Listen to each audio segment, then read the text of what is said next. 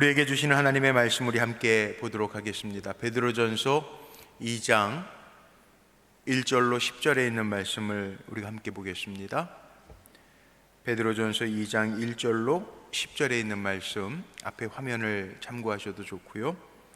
제가 받들어 읽겠습니다. 1절로 10절에 있는 말씀 눈으로 묵상하면서 따라오시면 좋겠습니다. 그러므로 모든 악독과 모든 기만과 외식과 시기와 모든 비방하는 말을 버리고 갓난 아기들 같이 순전하고 신령한 젖을 사모하라. 이는 그로 말미암아 너희로 구원에 이르도록 자라게 하려 함이라. 너희가 주의 인자하심을 맛보았으면 그리하라. 사람에게는 버림받으었으나 하나님께는 택하심을 입은 보배로운 산돌이신 예수께 나아가 너희도 산돌같이 신령한 집으로 세워지고 예수 그리스도로 말미암아 하나님이 기쁘게 받으실 신령한 제사를 드릴 거룩한 제사장이 될지니라.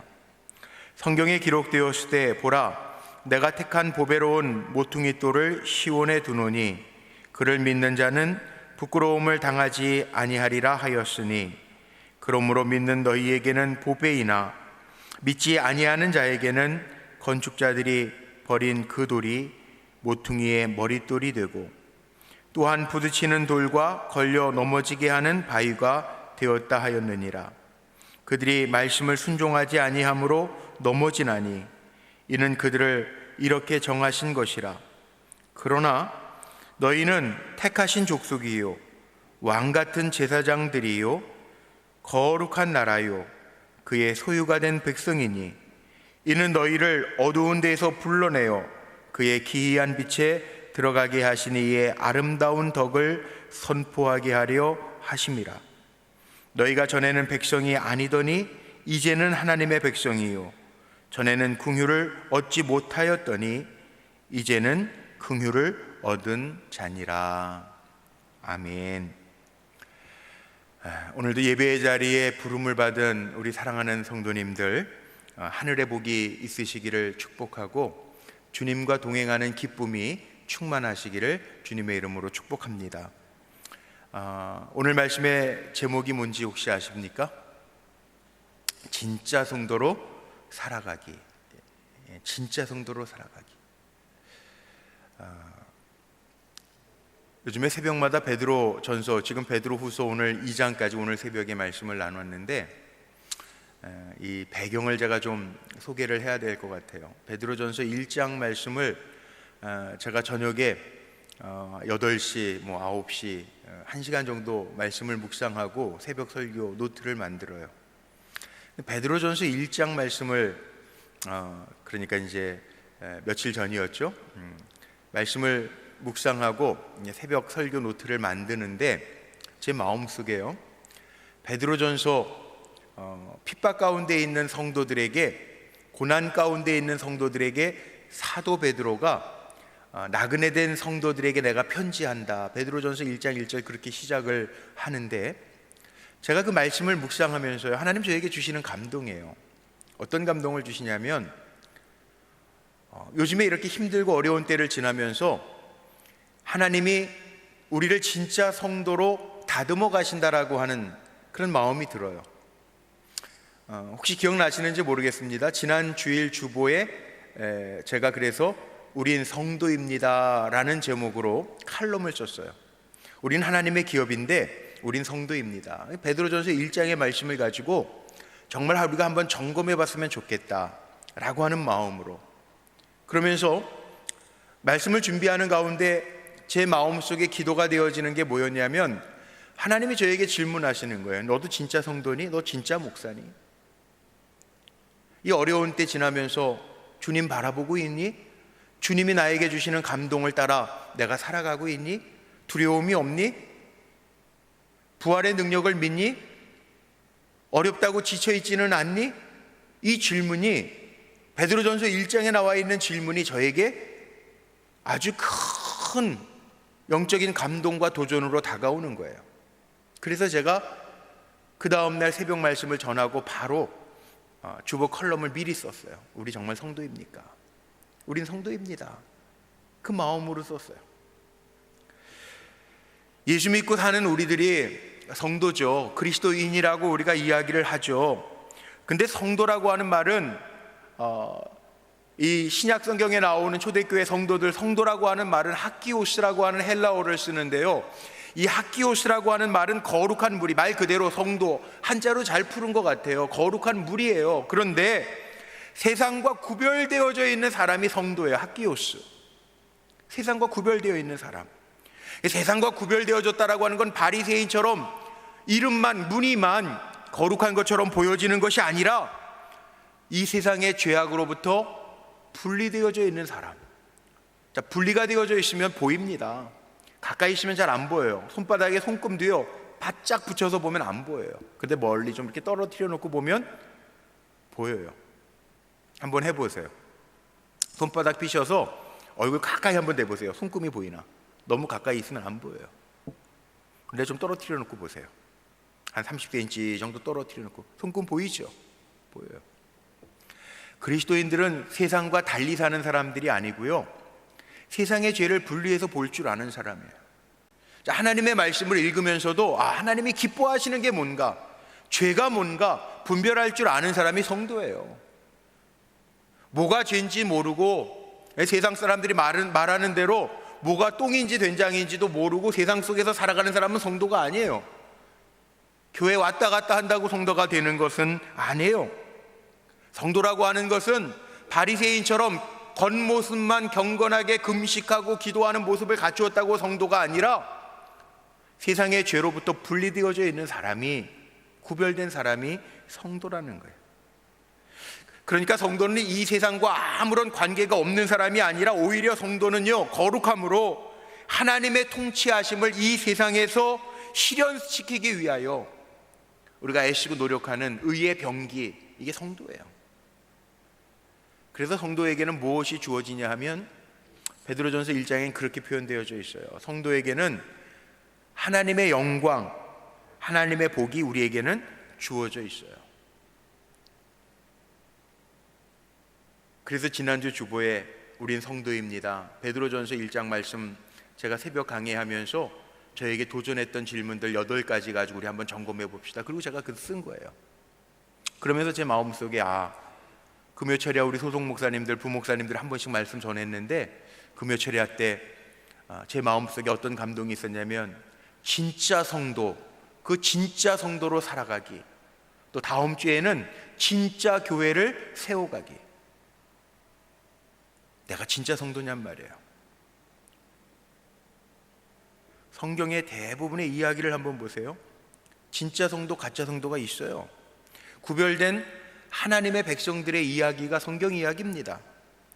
믿음의 조상이라고 우리가 일컫는 아브라함, 창세기 12장부터 나오는데, 아브라함을 하나님이 갈대아 우르 땅에서, 많은 사람들이 있었지만 갈대아 우르 땅에서 아브라함을 부르시고 가나안 땅으로 저를 이끄시고, 하나님이 그에게 언약을 허락하시고 아브라함을 아브라함으로 바꾸시고, 그리고 하나님의 주실 복, 내가 복의 근원 삼겠다고 약속해 주세요.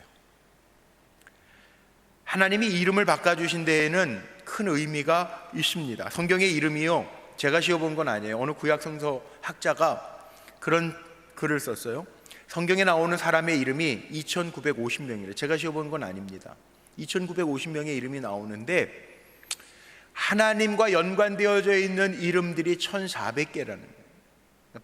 반수 정도는 하나님과 관계되어 있는 사람들의 이름이 있어요. 뭐 요한, 하나님의 기뻐하시는 자, 뭐 이런 식으로 하나님과 연관이 되어져 있어요. 이름에는요, 기대를 담잖아요.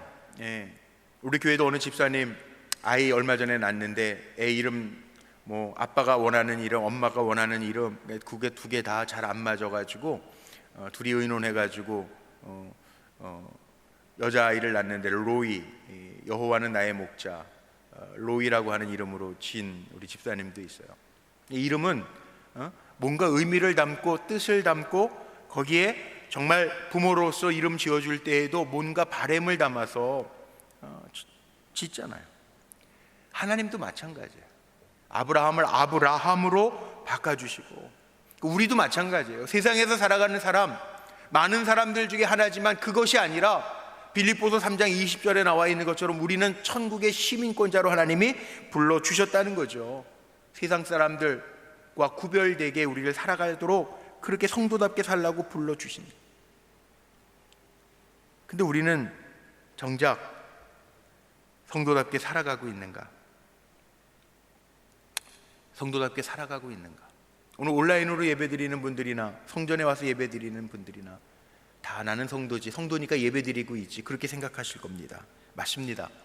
적어도 기도하고 주의 이름을 부를 수 있는 사람은 성도 맞습니다. 그런데요, 베드로전서를 보니까 베드로가 이 편지를 보내면서 배경이 있잖아요. 편지를 쓰게 된 배경, 고난과 핍박 속에서 흩어져 살아가는 성도들에게 나그네 된 성도들이라고 이야기합니다. 세상 속에서 살아가지만 우리는 천국의 시민권자, 이 땅에 있을 맘 없어요, 이렇게 고백하는 나그네 된 성도들을 향해서 성도가 누구인지, 성도는 어떻게 살아야 되는지, 성도에게는 어떤 사명이 주어져 있는지 그걸 염두에 두고 흩어져 있는 성도라고 하는 사람들에게 베드로, 사도 베드로, 시몬 베드로가 편지를 보내고 있습니다. 그 1장을 읽으면서 제 마음이 뜨거워지는 게 뭐였냐면, 제가 목사죠, 당연히. 성도니까 목사죠. 그런데 성도 의식이 나에게 있는가? 이 어려운 때 지나면서요, 두 가지예요. 저는 하나님 앞에 기도하면서 제가 느끼는 영적인 감정이 있어요. 하나님, 그동안에 우리 인간들이 얼마나 교만했는지, 이 눈에 보이지도 않는 바이러스 때문에 하나님 우리에게 힘을 빼시는구나. 인간이 얼마나 교만했는지 낮아지라고 힘을 빼시는구나, 이런 생각이 들고요.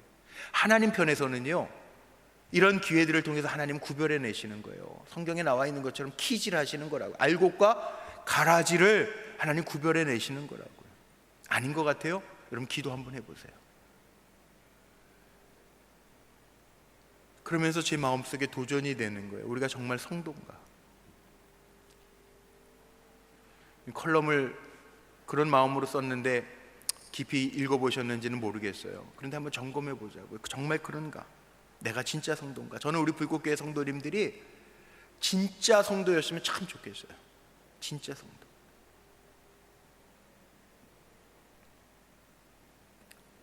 언제 구별될까요? 하나님 앞에 섰을 때? 물론 하나님 앞에 섰을 때 구별되겠죠. 그런데 베드로전서 1장 말씀만 가지고 두고요, 진짜인지 아닌지 구별해 볼 수 있어요. 점검해 볼 수 있어요. 그러면 뭐 그럼 목사님 이렇게 교회 와서 예배도 드리고 기도도 하고 찬양도 하고 내 마음에 예수를 구주로 믿고는 있는데 가짜도 있습니까? 있어요. 성경에 보니까, 제가 찾아보니까 있어요. 예수님도요, 우리가 예수님의 비유의 말씀들이 성경에 많이 나오는데 마태복음 25장에 보면 세 비유가 나옵니다. 마태복음 25장에만 세 가지 비유가 나옵니다. 예수님의 비유로 말씀하세요. 마태복음 25장의 첫 번째 비유가 뭐죠? 1절에서부터 13절까지 나오는 슬기로운 처녀와 어리석은 처녀, 준비하지 못한 어리석은 처녀의 비유가 1절로부터 13절까지 나와요. 두 번째 비유가 있어요.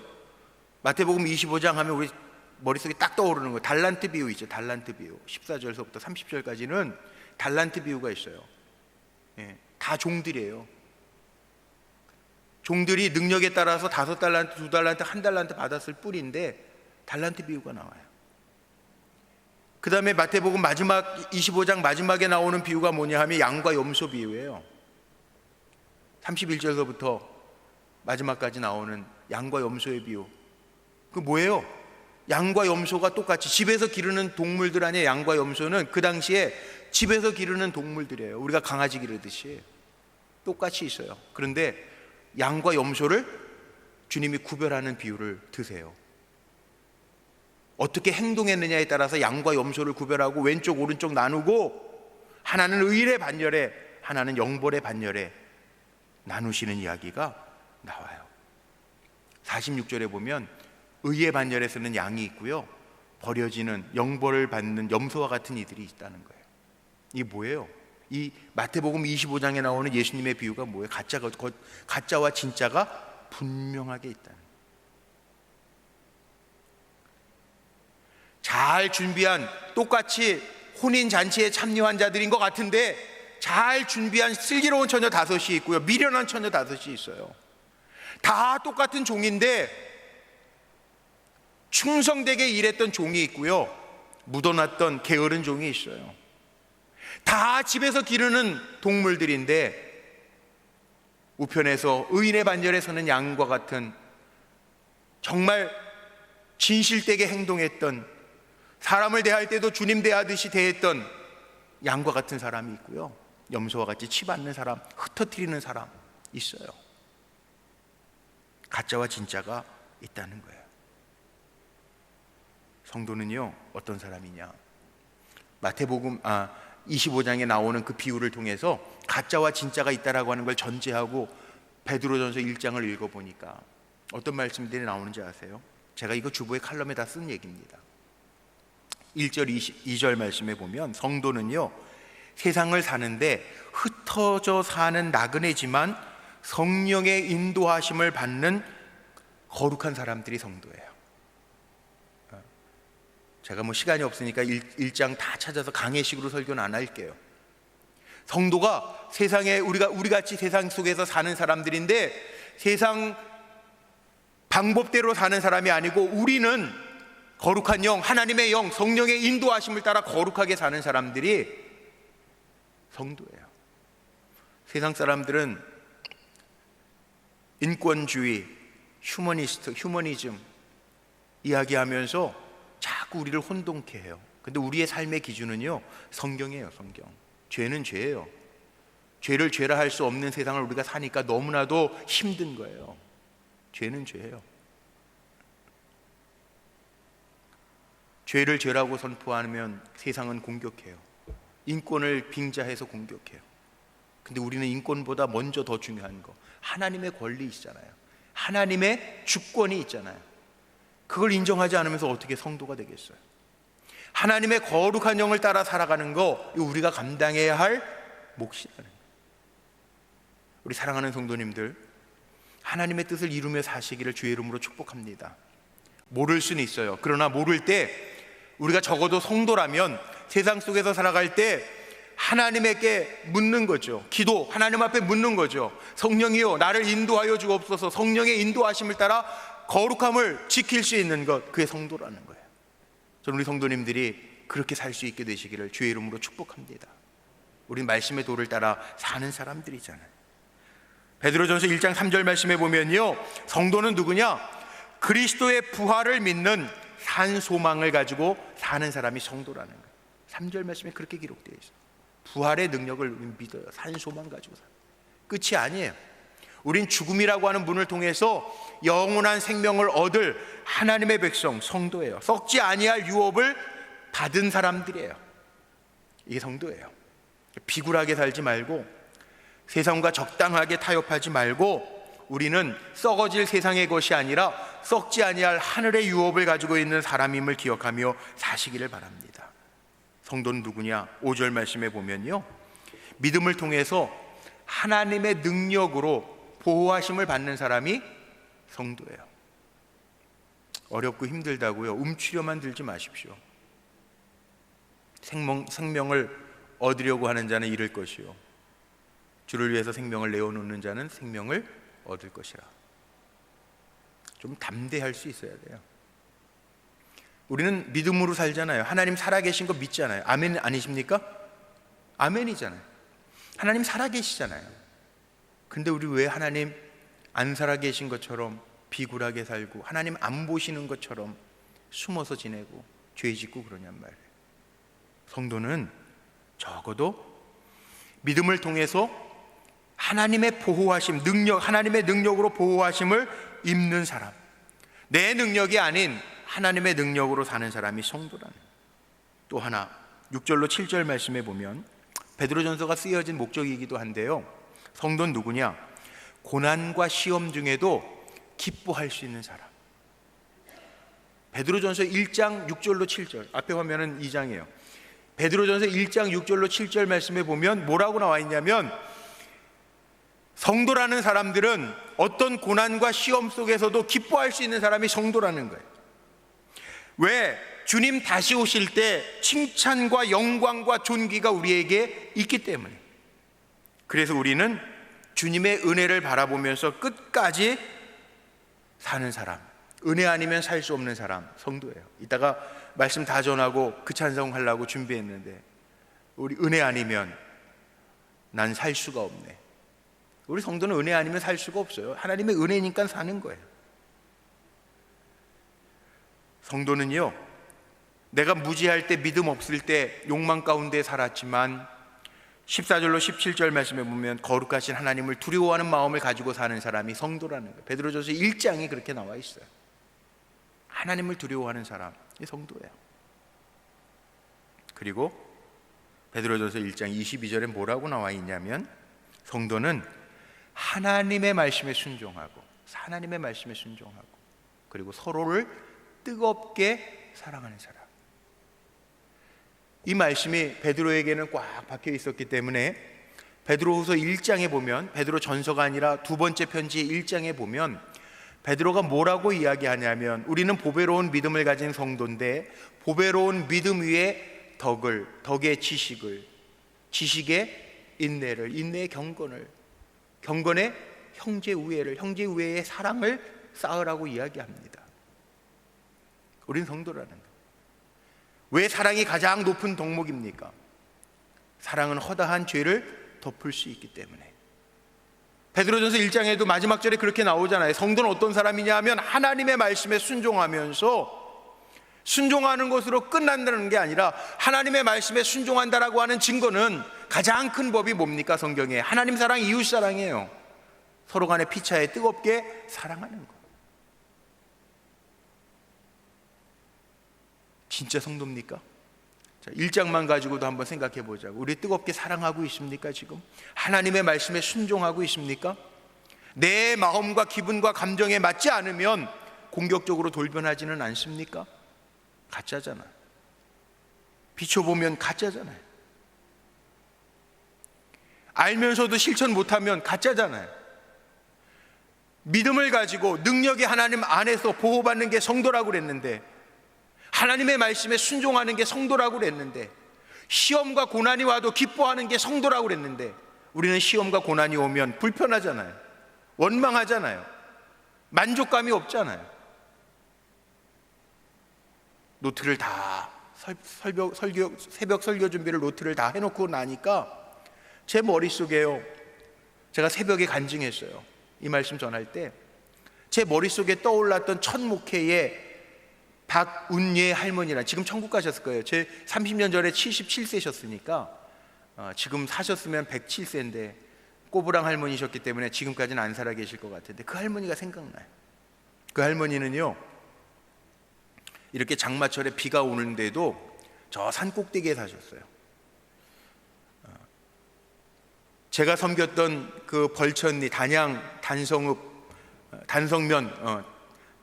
벌천리라는 곳인데, 벌천교회 제가 목회할 때 그 교회까지 할머니가 걸어 내려오시는데, 할머니는 2시간 걸어 내려요. 제가 빨리 가면 40분이면 올라가는데 왔다 갔다 1시간 반이면 저는 왔다 갔다 할 수 있는데, 그 할머니는 77세 할머니, 꼬부랑 할머니예요. 왕복 4시간 걸어서 2시간, 내려올 때도 쉬엄쉬엄 가시는 거예요. 지금도 있어요. 저기 삼호바위라고 그 벌천이 군기동이라고 그러는데, 그 삼호바위보다 더 올라가셔야 되는데 할머니 혼자 사세요. 근데 그 할머니는요, 주일날 안 빠지시는 거예요. 할머니가 2시간 걸어 내려오시는데 성경 안 가져오시니까, 지팡이를 들고 오시니까 할머니가 무거워서 멀리 걸어 내려오시니까 성경책 없나 보지. 그리고 교회에다가도 성경책을 비치해 놨는데 성경책을 안 보시는 거예요. 근데 저는 생각하기에 그 90년대 초반, 1991년서부터 제가 목회를 했으니까 지금부터 딱 30년 전이죠. 29년 전이죠. 그 글을 모르신다라는 생각을 별로 잘 안 했어요. 저는 서울에서 태어나서 서울에서 자라서 글 모르는 분들은 있을 거라는 생각을 그때까지는 잘 못했어요. 사실 첫 목회 나가서도. 근데 글 모르시는 할머니예요. 근데 그 할머니가 고백을 하시는 거예요. 제가 왜 성경책 안 가지고 다니세요? 물어보지도 않았어요. 무거워서 안 가지고 다니시겠지 생각을 했어요. 그런데 그 할머니가 뭐라고 그러셨냐면 어느 날 그 얘기를 하시는 거예요. 전도사님요, 나 성경책 안 가지고 다닌대. 무거워서 그러시죠 할머니? 그랬더니 아니라는 거예요. 나 글 모른다는 거예요. 내가 뭐 이 나이에 글 배우겠냐고. 근데 전도사님이 설교하는 거 잘 듣고 그 말씀대로 살면 되지. 이제 내가 얼마나 살겠냐는 거예요. 근데 하나님 앞에 갈 때 부끄럽지 않으면 되지. 전도사님이 말씀 전해주시는 거 잘 듣고 그렇게 살면 되지, 그러시는 거예요. 그 할머니는 혼자 살아요. 산속에서 혼자 사시는 할머니예요. 무슨 사회관계를 하면서 사랑하고 뭐 나눠주고 전도하고 그럴 수 있는 형편도 아니에요. 근데 그 할머니가 말씀하셨던 말씀 잘 듣고 그 말씀대로 살면 되지. 하나님 앞에 갈 날 얼마나 남지 않았는데 하나님 앞에 부끄럽지 않게 살면 되지. 그러는 말씀이 제 머릿속에 맴도는 거예요. 야, 그 할머니 진짜 성도였구나. 진짜 성도였구나. 손주뻘밖에 안 되는 전도사 첫 목회 나와서 뭘 알겠어요. 근데 주일 성수 얘기하면 그 할머니가요, 비가 오는 장마철에도 내려오시는 거예요. 쭉쭉 미끄러지고 내려오시는 거예요. 어쩔 때에는 막 이렇게 네 발로 기어서 막 다니시는 거. 얼마나 마음이 아픈데요. 근데 진짜 성도였구나. 그 마음이요 느껴지더라고요. 근데 우리는 다 알아요. 너무나도 잘 알아요. 우리는요, 요즘은 매스컴 정보화 시대니까 너무나도 많이 들어요. 다 알아요. 몰라서 못하는 게 아니에요. 근데도 내 마음에 만족함이 없어요. 불평해요. 원망해요. 내 마음에 조금만 불편하면 그 불평을 터뜨려야 속이 시원해요. 이 우리들의 모습이에요.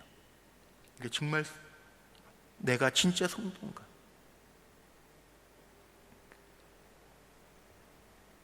말씀을 알면 끝까지 흔들리지 아니하고 승리할 수 있는 자리에까지 저와 여러분이 세워지기를 주님의 이름으로 축복합니다.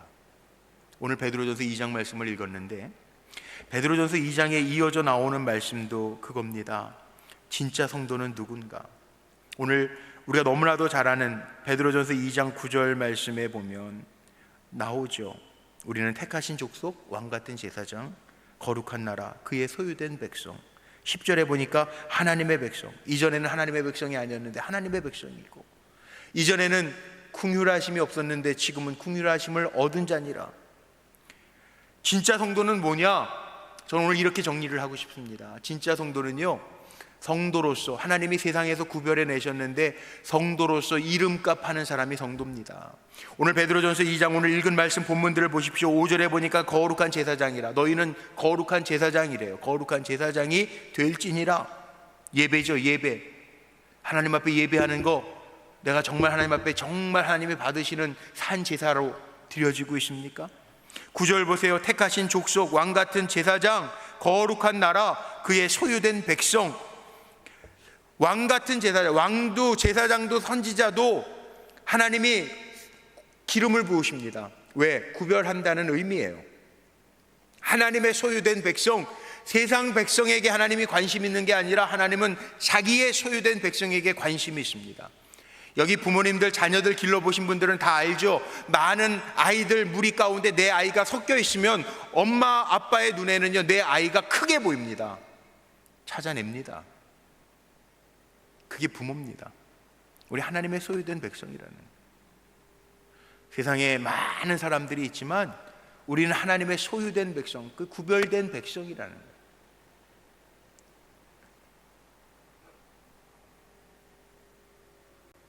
요한복음 15장 16절 말씀에 보면 사도 요한을 통해서 우리에게 주시는 말씀이 있는데, 너희가 나를 택한 것이 아니요 내가 너희를 택하여 세웠나니, 이 말씀이 있어요. 우리가 잘나서 세우신 게 아니고 주님이 먼저 연약하고 부족하지만 우리를 아시고 택하여 세우셨다는 거예요. 이게 은혜입니다. 다른 말로 말하면 은혜예요. 내가 잘나서 부름받은 게 아니에요. 은혜예요. 그래서 우리가 잘 아는 에베소서 2장 8절 같은데 보면은 은혜를 설명하면서 그렇게 하죠. 이건 너희에게서 난 것이 아니고 하나님의 선물이라. 이 은혜예요.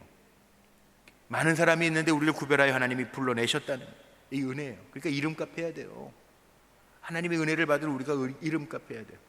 우리 교회 집사님 가운데 아이 셋을, 얼마 전에 또 아이를 낳았는데 애가 셋인 집이 있어요. 그런데 그러잖아. 아무리 어린 아이도요, 자기 동생을 낳으니까 자기가 언니래. 자기가 언니 됐대. 이름값 하는 거예요. 둘째가 늘 동생으로 치여 살았는데 셋째 아이를 엄마가 낳으니까 자기가 이제 언니 됐다는 거. 언니 이름값 하려고 언니 흉내를 내는 거예요. 그 이름값 하는 거예요.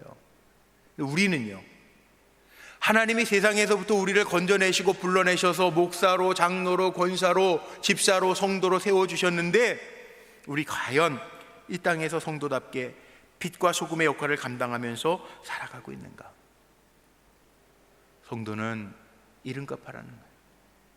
성도가 어떤 사람이 진짜 성도인가를 베드로 사도가 이야기하면서 바로 이어서 베드로전서 2장 말씀해 보니까 성도는 누구냐? 거룩한 제사장이 될지라, 택하신 족속, 왕같은 제사장, 거룩한 나라, 그의 소유된 백성. 이전에는 하나님의 백성이 아니었지만 은혜로 하나님의 백성으로 구별받고, 그리고 이전에는 긍휼하심이 없었지만 지금은 하나님의 긍휼하심을 얻은 자라고 이야기합니다. 저나 여러분이나 이 이름값을 할 수 있는 진짜 성도가 되시기를 주의 이름으로 축복합니다. 두 번째는요, 여기에 보니까 성도는요, 소망을 갖고 기쁘게 사는 사람이 성도예요. 영원한 하나님의 자녀라고 하는 게 얼마나 좋습니까? 그런데 부끄러운 구원을 얻는 것이 아니라 소망을 가지고 살라는, 하늘에 내 상급을 쌓으면서 살라는, 보이는 게 다가 아닙니다. 소망은 보이지 않아요. 여기 우리 여자 성도님들도 많이 계신데, 요즘에 아기 낳는 비유로 제가 그냥 쉽게 들게요. 우리 집사님 중에 한 분이 얼마 전에 애 낳았다고 그래, 이름 정했다고 그러죠. 그 집사님이 되게 날씬하잖아요. 처녀 아가씨 같잖아요. 근데 아이 갖기를 위해서 기도하다가 아이를 가졌어요. 그리고 아이 낳으러 병원 가기 전에, 병원에 입원하러 가기 전에 저한테 와서 기도를 받고 갔어요. 근데 애 낳기 몇 시간 전에 기도받고 간 거예요. 근데 아가씨 같은 몸이 완전히 그냥 만삭이잖아요. 이제 몇 시간 후에 출산을 해야 되니까 엄청 배가 이렇게 나와가지고 엄마가, 아가씨 같은 모습은 하나도 없어진 거지. 근데도 왜 즐거울까요? 아기 낳으러 가면서 엄마 얼굴은 천사와 같이 빛나. 왜? 하나님의 주신 기업, 아기를 얻는다라고 하는 큰 기쁨과 소망이 있으니까 기쁜 거예요. 자기 몸매가 아가씨 같은 몸매, 그거 지금은 이렇게 배불러가지고 이제 애 낳기 바로 직전이니까 막 아이가 안에서 막 쳐가지고 막 삘뚝삘뚝 나와도 전혀 이상한 게 아니에요. 왜? 조금 있으면 아이를 해산해서 하나님 나에게 주신 기업, 아이를 얻는다라고 하는 기쁨이 있기 때문에, 확실한 소망을 품고 살면요, 그 기쁨이 있는 거예요. 우리가 이 땅에서의 삶이 다가 아니라 우리는 하나님 나라의 소망을 가지고 사는 사람들이니까. 사도 바울은 로마서 5장에서 그런 얘기 하잖아요. 우리가 환난 중에도 즐거워하나니 이는 환난이 인내를, 인내는 연단을, 연단은 소망을 이루는 줄 알미라. 소망이 부끄럽게 아니함은 우리에게 주신 말씀, 성경으로 말미암아 하나님의 사랑이 우리 마음에 부은 바 됨이니. 소망이 있기 때문에, 우리에게 소망이 있기 때문에 힘들어도 기뻐할 수 있고 감사할 수 있고 즐거워할 수 있다는 거죠. 그러니까 우리 진짜 성도로 살아간다면 조금 힘든 것 때문에, 어려운 것 때문에, 시험 때문에 낙심하지 말고 하나님 나와 함께 하신다라고 하는 소망, 저 천국에 우리의 상급이 쌓여 있다라고 하는 기쁨을 가지고 달려가는 진짜 성도로 승리하시기를 주님의 이름으로 축복합니다. 마지막 세 번째는요, 우리가 진짜 성도라고 하는 것은 표시가 나야 돼요. 표시. 왜냐하면 오늘 제가 10절까지밖에 안 읽었는데 시간 관계상 1장서부터 다 읽고 싶었는데요, 베드로 전후서를 읽으면서 제 마음속에 그런 도전이 생기더라고요. 정말 요즘 시대에 맞는 말씀을 또 주셔서 베드로 전후서를 몰라서가 아니라 그 말씀 한 절 한 절이 얼마나 제 마음을 뜨겁게 하는지. 그런데 성도로 살아간다면 표시가 나야 된다는 거예요. 12절에 뭐라고 나와 있습니까? 오늘 읽지는 않았지만 우리가 하는 선한 일을 보고 하나님께 영광을 돌리게 하라는 거예요. 성도는요, 내 힘으로 사는 사람이 아닙니다. 성도는요, 하나님의 능력으로 사는 사람입니다. 은혜로 사는 사람이라고 그랬잖아요. 시편 23편 1절 말씀에 보면 우리가 너무나도 잘 아는 말씀, 제가 신방 갈 때마다 꼭 먼저 외우는 말씀, 여호와는 나의 목자시니 내게 부족함이 없으리로다. 다윗이 고백합니다. 하나님이 우리의 목자가 되시면 내게 부족함이 없다는 거, 이게 성도의 고백이에요. 우리가 왜 원망하고 불평하는지 아세요? 불평이라고 하는 건 불만족이에요. 그런데 여호와가 나의 목자시니 내게 부족함이 없다라고 하는 것은 불만족이 없다는 거예요. 하나님 내 목자가 되시면 난 전혀 걱정할 게 없다는 거예요. 이게 성도예요. 이 표시가 나야 돼.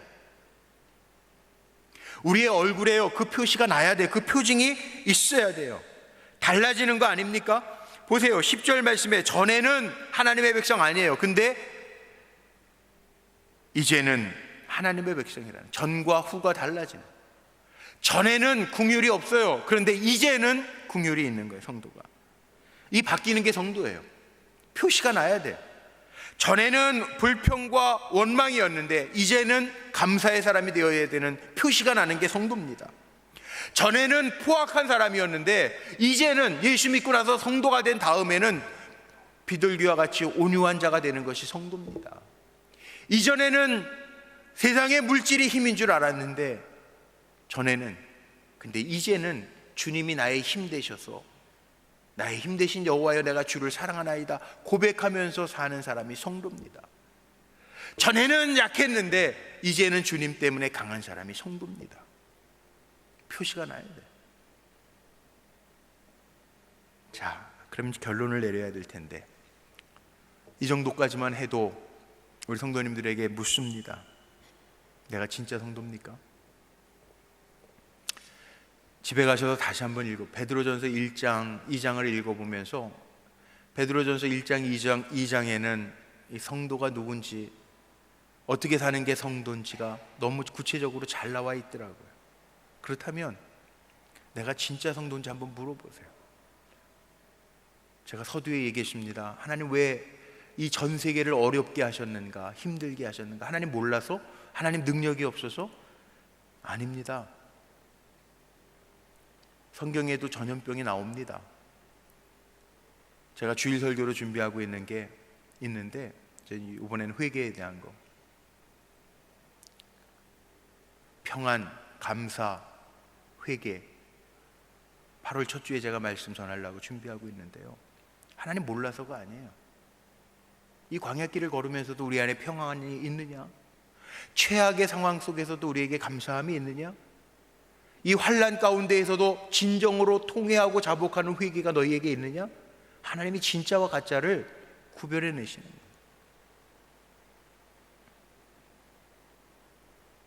얼마 남지 않았어요. 우리 하나님 앞에 다 설 거예요. 얼마나 남은 것 같아? 많지 않아요? 목회와 신학이라고 하는 책에 보니까 몇 월인지 제가 기억이 잘 안 나는데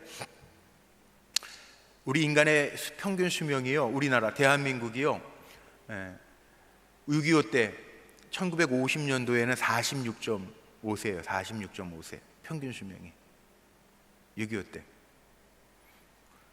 저도 54시니까 6.25 때 그 전에 태어났다 그러면 우리 할아버지 세대들, 할아버지 이전 세대들, 이런 분들은 그때 평균 수명이 46.5세. 우린 지금 다 덤으로 사는. 지금 평균 수명이 2018년도 평균 수명이 81세더라고. 81세. 여자들은 7년을 남자들보다 더 살기는 한대요. 그런데 81세 우리 대한민국 평균 수명이. 그러면 뭐 그냥 넉넉하게 쳐드려서 81세에 맞춰 82세쯤 맞춰가지고 평균 수명이라고 생각해 보세요. 여러분이 건강하게 80 평균 수명 산다고 했을 때 몇 년 남았습니까? 죄송하지만 제가 이렇게 뵈니까 다 꺾어졌네. 다 내리막길이네. 얼마나 남았어요? 근데 그거는 우리가 갈 때 얘기고요. 주님이 오실 때는요, 아무도 모르죠. 아들도 모른다 그랬으니까 준비하라는 거예요. 마지막 때를 준비하라는 거예요. 하나님 진짜와 가짜를 구별해 내신다는 거예요. 진짜와 가짜. 어려움이 터지니까 진짜와 가짜를 알겠어요. 환난을 통해서 하나님 키질하실 수도 있어요. 알곡과 가라지를 가려내실 수도 있어요. 아니, 아무도 내일을 보장할 수 없는데 하나님 앞에 섰을 때 내가 진짜가 아니고 가짜라면 그거 더 있어요. 점검해 봐야 돼요. 결단이 세워졌습니까? 달라지지 않으면 안 돼요. 성도는요, 다르게 사는 사람이 성도고요, 성도는요 깨어 있어야 돼요. 예수님 비유로 말씀하신 것처럼 깨어 있으라는 거예요. 왜 비유로 말씀? 깨어 있으라는 거예요. 충성되게 살라는 거예요. 양처럼 살라는 거예요. 그런데 우리는 하나님 그렇게 음성을 들려주시는데도 여전히 가짜인지 진짜인지 한 번도 생각하지 않고 되는 대로 살아요. 되는 대로 행동해요. 되는 대로 말해요. 감정이 생겨지는 대로 행하고 살아요. 아니라는 거예요. 저하고 여러분은요, 하나님이 거룩한 제사장으로 불러내셨고 거룩한 족속으로 하나님의 소유된 백성으로 긍휼을 입은 자로 건져내셨으니 진짜로 살라는 거예요. 진짜로 속지 말라는 거예요. 가짜로 살면서 속지 말라는 거예요. 축복하면서 말씀을 마치려고 하는데, 저나 여러분이나 은혜잖아요. 하나님이 그 많은 사람 중에 우리를 먼저 불러주셔서 하나님의 자녀로 택해 주시고, 이렇게 예배도 신령과 진정으로 예배드리고 하나님의 음성을 우리의 귀를 열어서 듣게 하시고 도전받게 하시니 얼마나 감사해요. 그런데 진짜는요, 들은 것으로 흘려버리는 것이 아니라 가슴을 치고 찢으면서 하나님 앞에 애통하는 마음으로, 내가 가짜였으면 하나님 돌아서게 해 주옵소서. 내게 부족함이 있었으면 하나님 나를 새롭게 빚어 주옵소서. 탈바꿈하는 시간, 그것도 기회를 주실 때 깨닫고 가는 거, 그게 은혜잖아요. 듣지 못하면 막 가요. 막 가면 결국은 멸망이에요. 저나 여러분이나